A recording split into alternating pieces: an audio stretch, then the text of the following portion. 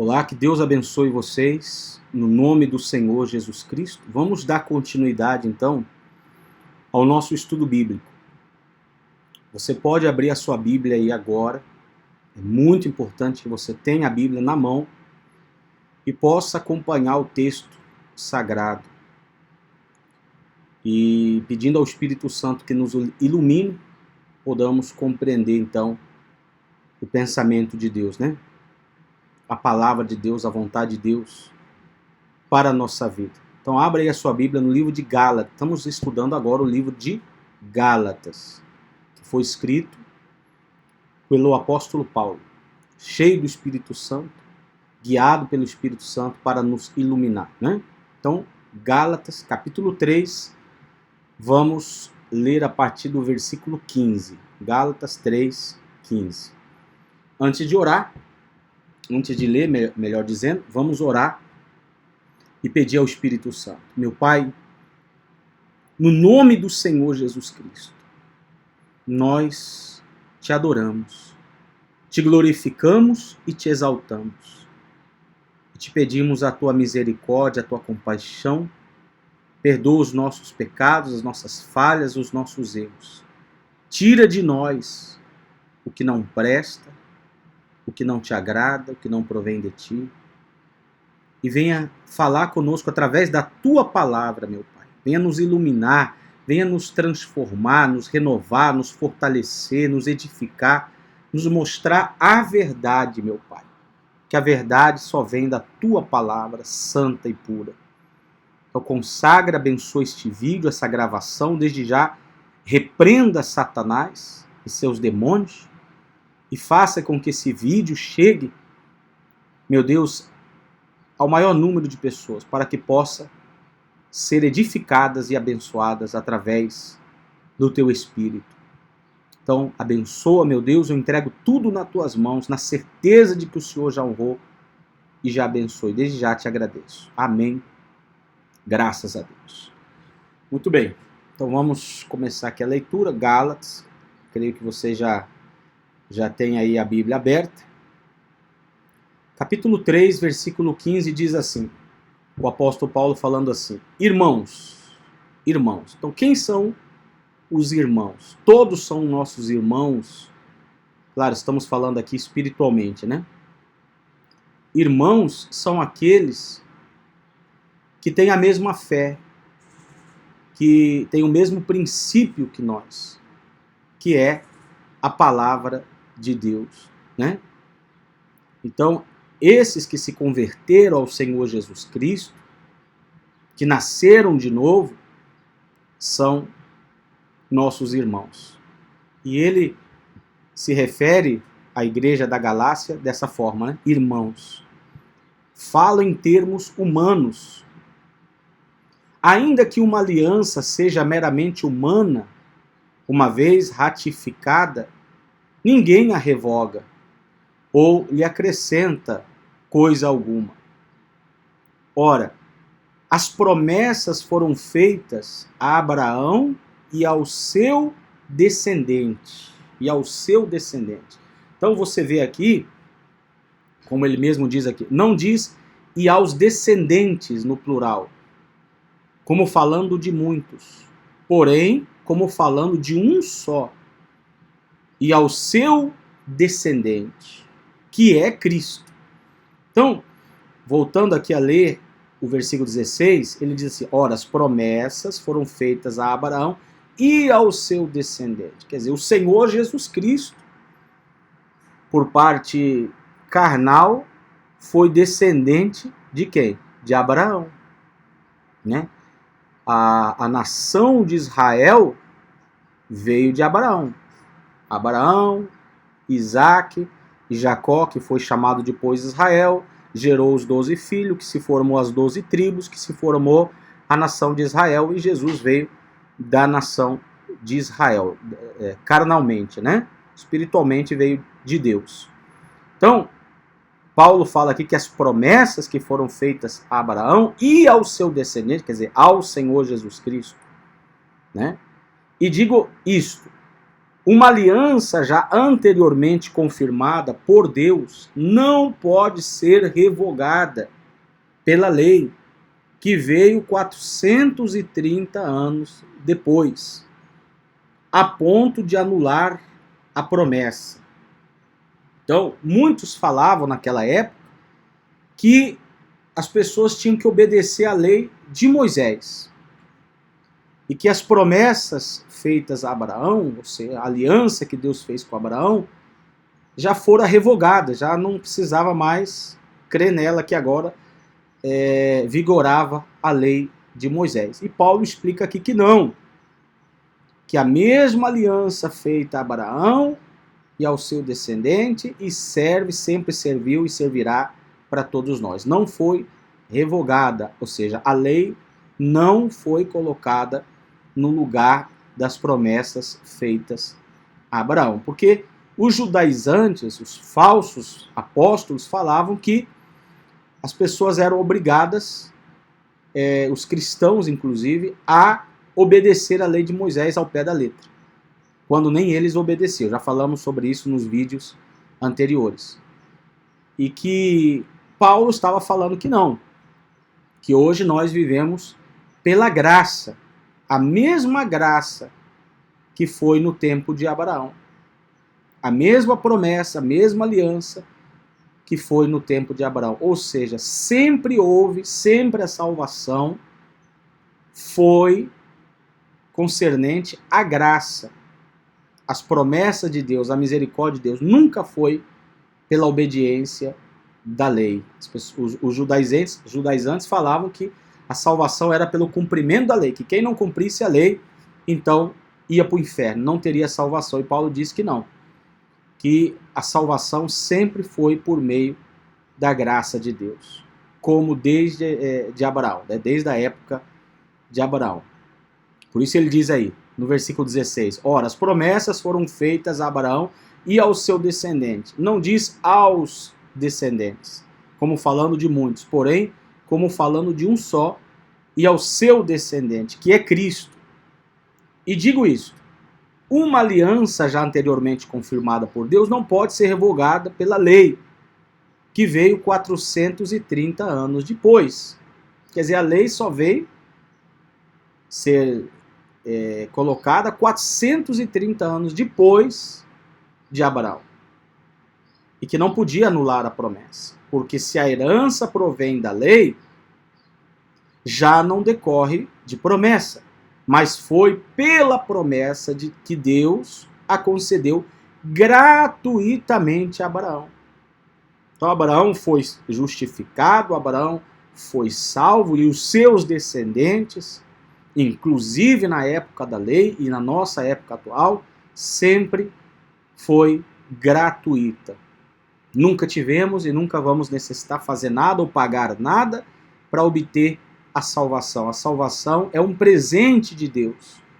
A salvação é uma dádiva de Deus, porque é algo tão caro, tão precioso, que nada que nós podemos fazer seria capaz de garantir a nossa salvação. Ou seja, se a salvação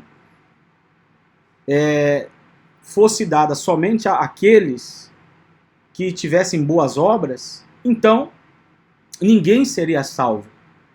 Você concorda comigo? Porque eu te pergunto, quem é perfeito? Quem tem as suas obras perfeitas? Quem pode cumprir toda a lei? Os 613 mandamentos perfeitamente? Ninguém, né? Nem Moisés, nem ninguém nunca cumpriu, nunca vai cumprir. Somente o Senhor Jesus.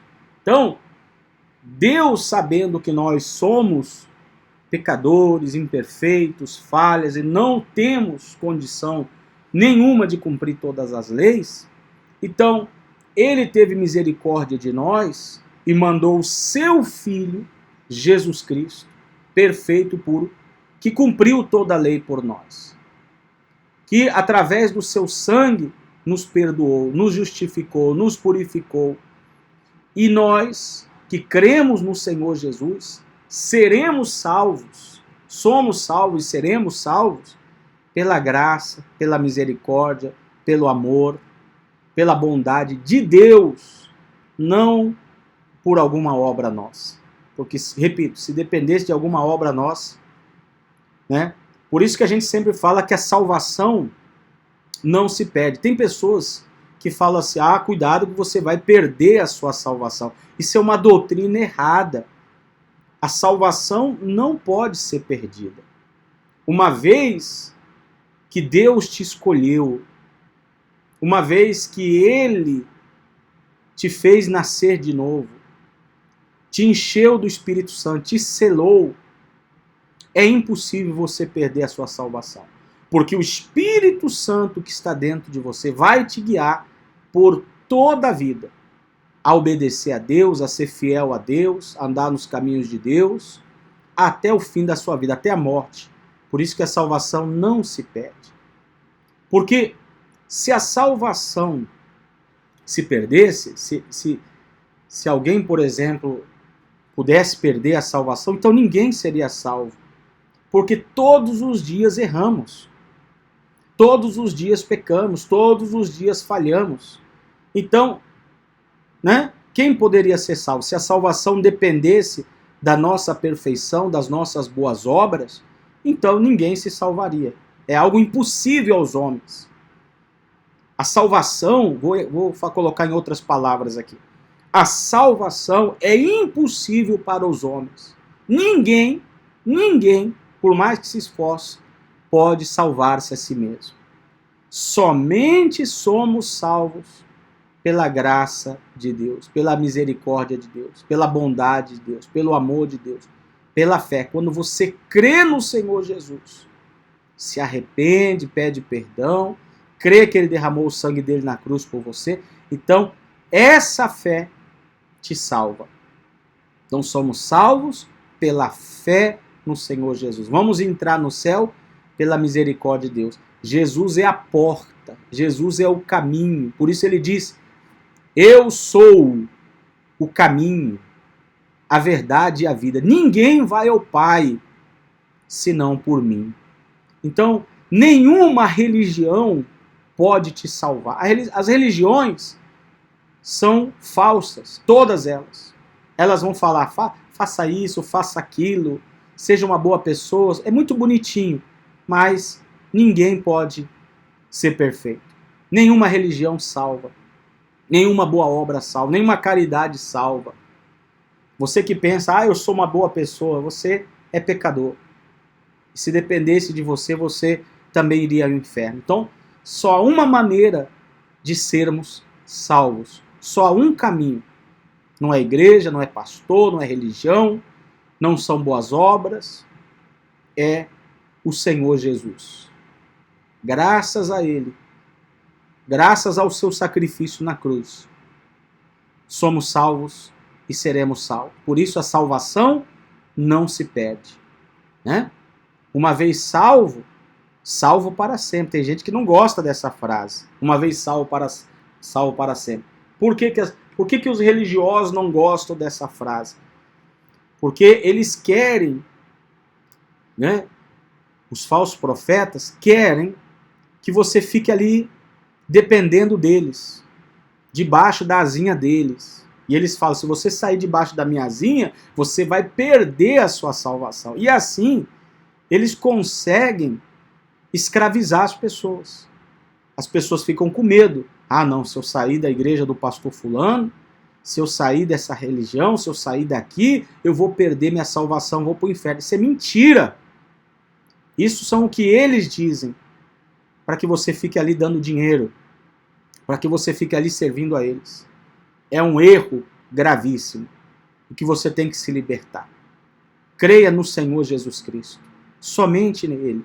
Entregue-se completamente a Ele, e você será salvo. Ande nos caminhos de Deus e você será salvo. E nunca perderá a sua salvação. Você não depende de igreja, de pastor, de religião, de ninguém para ser salvo. Somente da fé no Senhor Jesus. Isso é maravilhoso, isso é libertador, isso é uma bênção. Ninguém mais poderá, né, te enganar. Tá bom? Vai compreendendo, vai entendendo o que o Espírito Santo está nos iluminando aqui através da sua palavra. como Paulo fala aqui no final do versículo 18, né? Porque se a herança provém da lei, já não decorre da promessa, mas foi pela promessa de Deus que Deus a concedeu gratuitamente a Abraão e aos seus descendentes. Nós somos descendentes de Abraão, não de sangue, mas espiritualmente falando. Versículo 19. Logo, para que é a lei? Né? Então as pessoas fazem essa, que pensam, né? Se você pensar, você vai fazer essa pergunta. Bom, então se a lei não salva, então para que é a lei? Porque Deus instituiu a lei, né? Se ela não é capaz de salvar, se ela não é capaz de justificar a pessoa, e se nenhum ser humano na face da terra, ninguém pode cumprir a lei 100%. Então, por Deus sabendo disso, que o ser humano não é capaz de cumprir as leis, né, lá do Antigo Testamento, então porque Deus enviou a lei lá no Monte Sinai, por meio de Moisés, e depois ao povo de Israel. Aí Paulo responde aqui, logo, para que a lei? Ela foi acrescentada, olha a palavra, acrescentada, por causa das transgressões, até que viesse o descendente a quem se fez a promessa. E foi promulgada por meio de anjos, pela mão de um mediador. Ora, o mediador não é de um só, mas Deus é um só. Então, vamos ler novamente. Logo, para que a lei? Ela foi acrescentada por causa das transgressões, até que viesse o descendente. Quem é o descendente? Já falamos, o Senhor Jesus. Então a lei foi dada por Deus, meu amigo e minha amiga, preste bastante atenção, até que viesse Jesus. A lei foi como um tutor. É como, por exemplo, um pai entrega o seu filho pequeno a um tutor, a uma babá, a uma pessoa que possa cuidar dela, discipliná-la, corrigi-la, né? Cuidar dela até que o pai ou a mãe voltasse, estivesse presente. Alguém que pudesse cuidar dela. Uma vez que o pai e a mãe estivesse presente, já não era mais necessário a babá, o tutor, o cuidador daquela criança, daquele jovem, daquele adolescente. Então a lei foi dada por Deus para cuidar do povo de Israel até que viesse, né, o verdadeiro, o Senhor Jesus.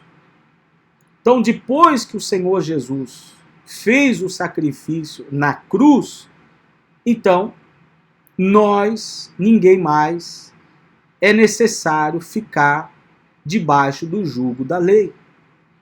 Não somos mais obrigados a cumprir aqueles mandamentos da lei, né? Aí você vai dizer, então eu posso pecar, eu posso adulterar, eu posso roubar, eu posso mentir, eu posso fazer isso, eu posso fazer aquilo? É claro que não.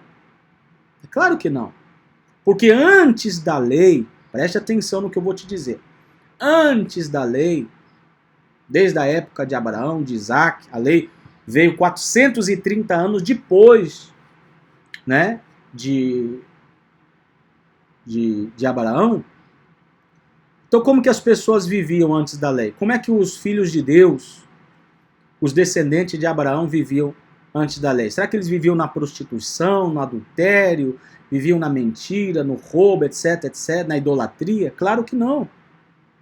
Eles tinham a direção de Deus através do Espírito Santo, através dos anjos de Deus, através da palavra de Deus, do que eles deveriam, do que eles não deveriam fazer. O Espírito Santo hoje em dia, que está dentro de nós, ele nos guia a fazer a vontade de Deus.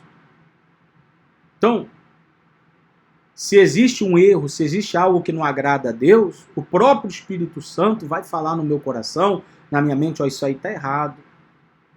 Isso aí não é bom. Isso aí você não tem que fazer. De alguma maneira o Espírito Santo vai nos corrigir, vai nos guiar. Então hoje já não estamos mais debaixo do jugo da lei. A lei foi o momento até que viesse o Senhor Jesus, o descendente de Abraão. Né? É isso que Paulo está falando aqui. Logo, para que a lei? Ela foi acrescentada por causa das transgressões, até que viesse o descendente a quem se fez a promessa, e foi promulgada por meio de anjos, pela mão de um só mediador. Ora, o mediador não é um só, não é de um só, mas Deus é um só. Seria então a lei contrária às promessas de Deus? Outra pergunta, será que então a lei de Deus é contrária às promessas de Deus? E ele responde, de modo nenhum. Porque se fosse promulgada uma lei que pudesse dar vida, então a justiça seria de fato procedente de lei. Mas a Escritura encerrou tudo sob o pecado, para que mediante a fé em Jesus Cristo, a promessa fosse concedida aos que creem. Tá bom? Então, resumindo, a lei foi dada por Deus como um cuidador do seu povo até que viesse Jesus. Quando Jesus morreu na cruz, acontece o novo nascimento na vida daqueles que creem, a pessoa recebe o Espírito Santo e é guiada desde então pelo próprio Deus. Então hoje eu não sou guiado pelas leis de Moisés, eu sou guiado pelo próprio Deus, pelo próprio Espírito Santo que habita dentro de mim. Né? Estamos sob a lei, né, do Espírito Santo, que fala ao nosso coração, ao nosso intelecto, à nossa mente. Como foi na época de Abraão. Tá? Então, é muito importante entender esses textos. É um pouco difícil de entender. Por isso que você não pode dizer assim, eu já li a Bíblia. Tem pessoas que falam assim, eu já li a Bíblia inteira. Meu amigo, a Bíblia é um livro que você tem que ler não uma só vez, mas a vida inteira. Você tem que pegar versículo por versículo, texto por texto, capítulo por capítulo, ir lendo, meditando, comparando, né? E aí você vai entendendo o verdadeiro evangelho, o evangelho da graça. Tá? Porque senão você vai fazer uma salada aí na sua cabeça, os religiosos vão te confundir, vão vir com as suas doutrinas e você vai se perder. Por isso que você tem que ler, meditar, compreender a palavra de Deus. Se você não leu, não entendeu, leia novamente, né? E o Espírito Santo vai te guiando nessa leitura e vai te abençoando. Então, resumindo, o que falamos hoje, né, é que já não estamos debaixo da lei, que a lei foi um tutor que Deus enviou até que viesse Jesus. Depois de Jesus, então, os cristãos, nós somos cristãos, não somos judeus, nós somos seguidores de Cristo, não do judaísmo. Hoje as igrejas evangélicas, ditas cristãs, fizeram uma salada, misturaram, né, tudo. Então colocam aí na igreja candelabro, arca, guarda do sábado, guarda das leis, né? Um montão de coisas, circuncisão, que não pode comer isso, que não pode comer aquilo, porque eles não estudam a Bíblia e vão crendo aí em doutrinas falsas e vão fazendo uma salada e ficam ali presos a essa religiosidade. Tá? Então hoje nós não precisamos mais de nada disso, somente de Jesus Cristo, somente olhar para a cruz, tá bom? Então vamos continuar lendo aqui, vamos concluir. Versículo 23. Aqui Paulo vai explicar melhor, hein? Aqui Paulo, a partir do versículo 23, vamos entender mais ainda. Mas antes que viesse a fé, estávamos sob a tutela da lei. Para você não falar que, ô Elvis, você está inventando isso aí. Não, vamos ler aqui o texto. Mas antes que viesse a fé, estávamos, ou seja, passado, estávamos sob a tutela da lei. E nela encerramos para essa fé que no futuro haveria de ser revelada. De maneira que a lei se tornou nosso guardião para nos conduzir a Cristo, a fim de que fôssemos justificados pela fé. Então, para que serve a lei também? A lei é inútil? Claro que não. A lei serviu para conduzir a Cristo, como uma ponte, para levar ao Senhor Jesus Cristo. Então, as pessoas tentavam seguir a lei até que viesse a Jesus. Depois que Jesus veio, então já não foi necessário mais aquele guardião, aquele tutor, porque aí já o próprio Deus estava no nosso meio. Hoje o próprio Espírito Santo, o próprio Deus habita dentro de nós.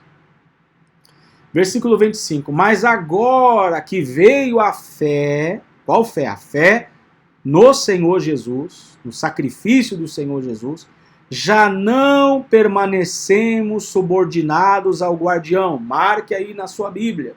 Versículo 25. Você que quer cumprir a lei, você que quer ser um judaizante. Mas agora que veio a fé, ou seja, a graça de Deus, já não permanecemos subordinados ao guardião. Quem é o guardião? Quem era o guardião? A lei. Pois todos vocês são filhos de Deus, mediante a fé em Cristo Jesus. Então, quem é filho de Deus? Os religiosos? Não. Os que guardam a lei? Não. Mas aqueles que têm fé no Senhor Jesus Cristo. Porque todos vocês que foram batizados em Cristo, de Cristo se revestiram. Então, esse batismo que Paulo está falando aqui, não é do batismo nas águas. Isso aqui é uma maneira simbólica que ele está falando. Ou seja, quando a pessoa crê no Senhor Jesus Cristo, ela é batizada. Né? O batismo é o quê? É a imersão. Então, quando a pessoa crê no Senhor Jesus, ela é imersa no Senhor Jesus. Ela está ligada ao Senhor Jesus. Ela passa a ser filho, filha de Deus, revestido do Senhor Jesus.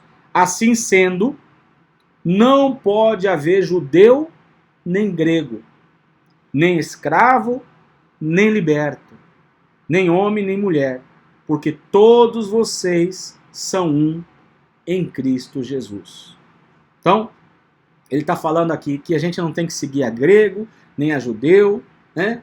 Que nós não somos mais religiosos, mas nós somos filhos de Deus, seguidores do Senhor Jesus. Porque todos vocês são um em Cristo Jesus. E se vocês são de Cristo, são também descendentes de Abraão e herdeiros segundo a promessa. Então, nós somos descendentes de Abraão, filhos de Deus, né? Nascidos de Deus, quando cremos no Senhor Jesus. Recebemos a promessa da vida eterna, da salvação, graças ao Senhor Jesus. Tá bom? Então, é bom que você volte a ler novamente todo o capítulo 3, se você faltou entender alguma coisa. Escute novamente o vídeo. Veja novamente o vídeo. E você vai entendendo. Ô Elvis, mas é difícil, sim. Mas se você tem o desejo de conhecer a verdade, você tem que buscar. Você não pode ter preguiça, não pode ter moleza, senão você vai seguir no erro, no pecado, na falha, no engano, na mentira. Tá bom? Então vamos parar por aqui hoje. Vamos parar por aqui.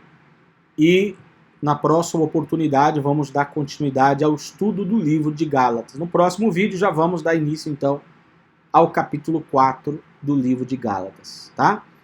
Eu estou fazendo o estudo do livro de Gálatas desde o capítulo 1. Você pode agora mesmo se inscrever aí no meu canal do YouTube, se inscreva, Marca aí o sininho para novas notificações, para quando ter um novo vídeo você possa ser lembrado. E busque aí tem duas playlists, né? No meu canal do YouTube. Tem uma que é do Evangelho de João, que eu fiz a leitura de todo o Evangelho de João, comentário do Evangelho de João, tá aí, uma playlist muito boa. E tem essa nova que a gente está fazendo agora, que é do livro de Gálatas. Tá bom? Já tem lá desde o capítulo 1.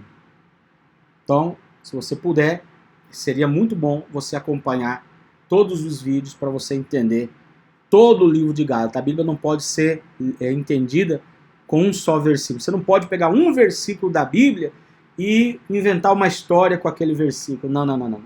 Você tem que ler todo o contexto, todo o livro para você compreender quem escreveu aquele livro, para quem ele escreveu, o que ele quis dizer e o que isso serve para os nossos dias atuais. Você tem que ler a Bíblia.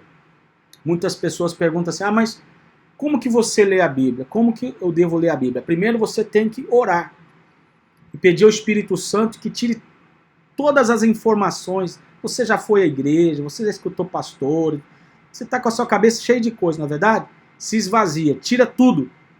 Tira tudo. E vai na Bíblia, direto na fonte pura, que é a palavra de Deus. E leia. Não siga guru, não siga religião, não siga ninguém. Vai na Bíblia.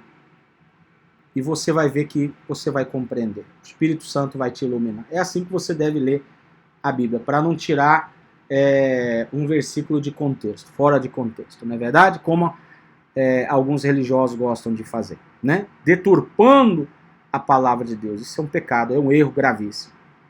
Então, se inscreva aí no canal, se você puder, compartilhe esse vídeo com outras pessoas, tá bom?